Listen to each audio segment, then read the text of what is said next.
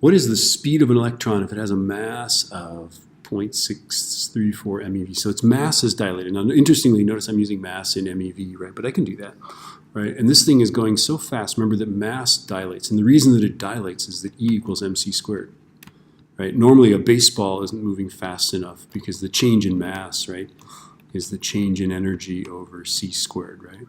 Okay, something like that, right? This is the change from zero, right? Okay, a baseball typically doesn't have enough, speed of light squared is a big number, so speeding baseball, we don't notice that its mass increases, but that mass increases in particle accelerators is well known, and one of the things you have to deal with a particle accelerator. That's why they have to be so big. Okay, now where did that extra mass come from, right? And the answer is that mass is the energy, right? The mass of this thing is its rest mass plus the energy, the kinetic energy divided by c squared, right?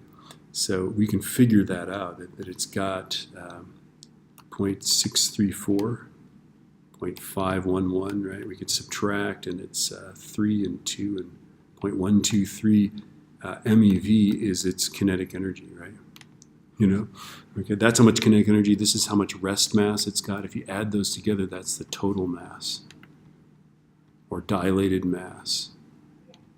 Okay, and we'll get into this when we get into kinetic energy. I just get so excited about this, I can't help but launch into this. All we really have to do is use this formula, right? That the dilated mass is the non-dilated mass over the square root of 1 minus v squared over c squared.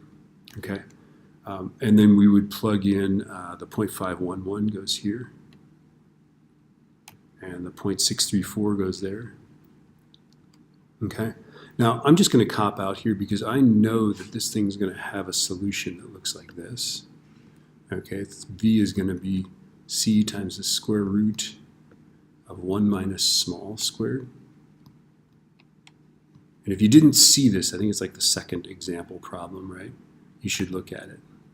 Okay, because they all solve out this way. So this velocity is going to be the speed of light times the square root of 1 minus, and then you have to use the rest mass. It's going to be the small thing, right?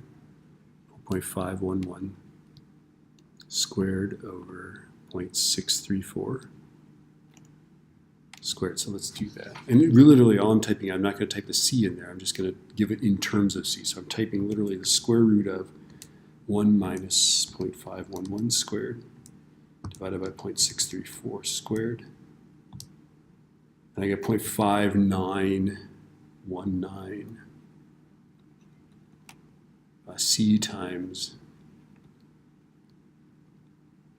192, right? Which would be about, we have 3 sig figs, so it would be 0.592 c would be our final answer.